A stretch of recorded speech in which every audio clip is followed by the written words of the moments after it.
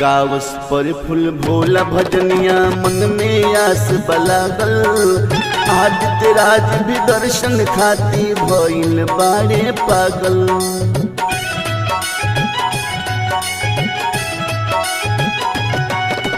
गावस पर फूल भोला भजनिया मन में आस बलागल। आदित्य उत्तम दर्शन खाती भइल बाड़े पागल। भीड़ भारी लौके हरदम सुबी और समावा सब जानला। भीड़ भारी लौके हरदम सुबी और समावा सब जानला।